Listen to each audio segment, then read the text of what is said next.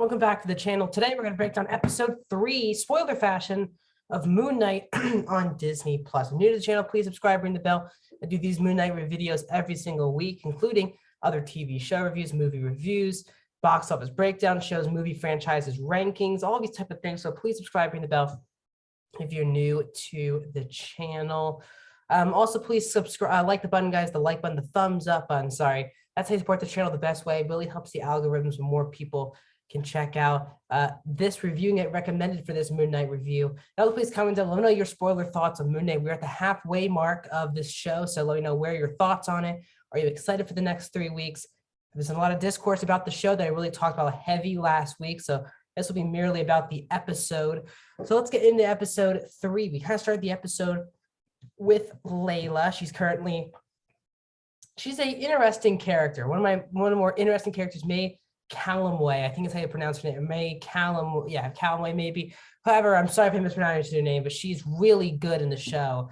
And we kind of open up the fact that something obviously happened to her dad. That obviously gets kind of alluded to that Mark had something to do with when Harrow tells him that later in the episode.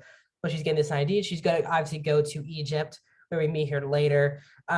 We find out that Harrow with the compass does have Amit's, has find Amit's temple and stuff. So they're gonna probably bring Amit back to life. So that's where you see that picture of Ethan Hawke. Ethan Hawke was really good in this episode. I thought it was probably my favorite Ethan Hawke work in the first 3 episodes. Harrow's a really fascinating villain, done really well, because he believes that what he's doing and the message and what his passion is 100% the right thing to do. And he believes that our heroes are not the ones, are not in the right. And I think that having a villain be this focused on what his right is, I think makes it a really fascinating villain. Has led to a lot of ideological conversations between him and Steven from last week. So there's a lot of good stuff, and that makes Harrow a more fascinating villain. So this is the first episode with really Mark as the main character. The first 2 episodes were led through Steven, and we ended last week with Steven giving up control to Mark. So Mark's now fully back in control.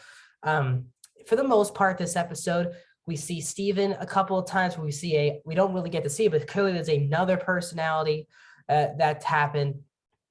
So that's where we find Mark. Mark's running on top of a couple houses there in Egypt. He's into a fight. He's trying not to kill people. And Steven in the sword is like, don't do this, don't do this.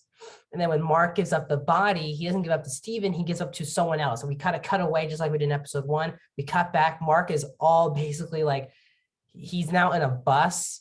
And clearly the Jake personality from the comic book seems to be the one who is the third personality for Mark and Steven and now Jake. So it looks like this Jake personality seems to be taking forefront as he did a lot of the killing this episode.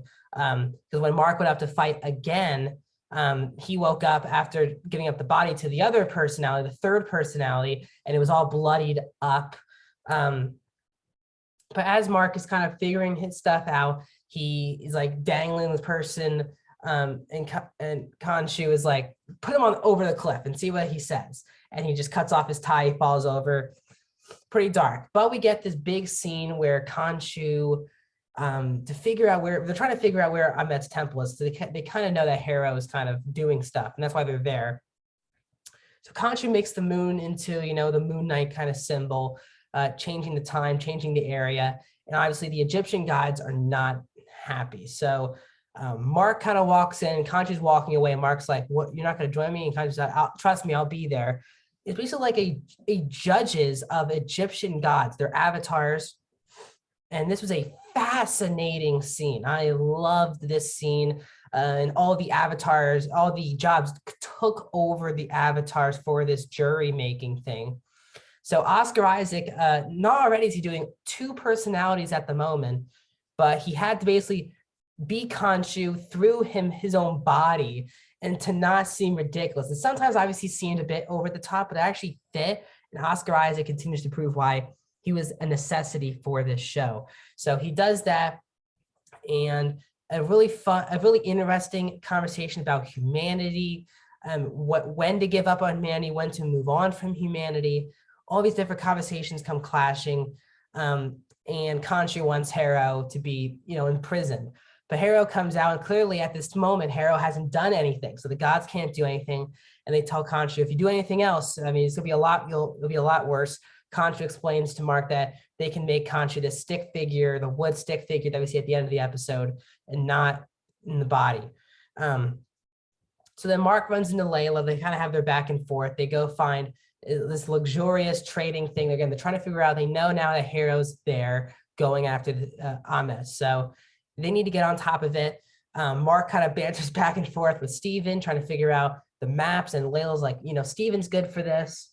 But Mark and Layla get into a huge fight, which leads into the Moon Knight costume coming into this episode. Huge fight.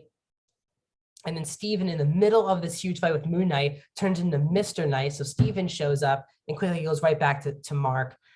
Mark does a lot of the damage. Layla's in danger, kills off that main dude. But then it sets up for Harrow showing up and kind of telling Layla that Mark hasn't really told you everything. And the person, he's keeping things away from you because if he gives it up, he'll know who he truly is. And he doesn't want to know who he truly is, or not to like who he truly is. So a bit of a thing where it seems like Mark was clearly a factor of Layla's dad's death, which I guess will be a huge emotional point later. But they have that astrology sheet, and Mark's trying to figure it out, and Layla's like, you just got to give Steven this opportunity. It's Steven's turn. Mark gives up to Steven. Steven figures it out in a couple of seconds. I don't know if they're hinting at Layla falling for Steven. I have no idea what's with that, but I love Steven, so it was nice to see him. His couple of jokes this episode were really funny. But then they can't figure it out based on the astrology because it was based on thousands of years ago, and Khonshu's like, I was there. We have to do this whole thing where we shape the sky and all that stuff. And Khonshu's like, this will get me in the biggest trouble. So they do it, really amazing looking scene from a VFX point of view, with Mr. Knight and Khonshu doing this. Obviously, this then leads to Layla and Mark and Steven now knowing where Amet is, but it comes at a cost. Khonshu is now put a bed, basically imprisoned back at the temple. And the last scene is Harrow. He walks up to now the imprisoned Khonshu in the like the toy kind of form. And he's like, can Khonshu hear me? And the other guy was like, yeah, he can hear you. So he walks up and he's like, everything that I'm doing is because of you and for you. And Harrow has a lot of trauma based on him being the avatar of Khonshu. And that has become one of the more interesting points of Harrow. Not just is he this interesting ideological guy, but he is a former avatar of Khonshu. And for some reason, he feels like he was just enslaved by Khonshu. And this is all because of him. And that's where we end the episode. We're at a halfway point of the show. Again, I am really loving this show. This is so far, I mean, this is one of the most interesting Marvel shows to date. I know a lot of people are going to complain that there's not enough actual Moon Knight and Moon Knight action, but because I'm so intrigued with the philosophical stuff going on and the Egyptian god stuff, I haven't been desperate for Moon Knight. I'm sure we're going to get tons and tons of Moon Knight stuff with action within the costume the last 3 weeks of the show. But I'm just loving the show. I'm really thrilled with the story. Can't wait to see who this third personality is. It Jake from the comics? Is it a new person? We shall see. And the meetup, and obviously, will Harrow be the one who tells Layla, or will Mark be the one who tells Layla? And the back and forth between Mark, Steven, and his third personality, how much more will happen? I'm just loving the show. So that's my breakdown of Moon Knight episode 3. So please subscribe, ring the bell, subscribe, like the video, comment. Tomorrow, you're going to get my video, my non-spoiler review of Fantastic Beasts, Secrets of Dumbledore. That'll be coming out tomorrow night. Monday, you'll get my box office breakdown show.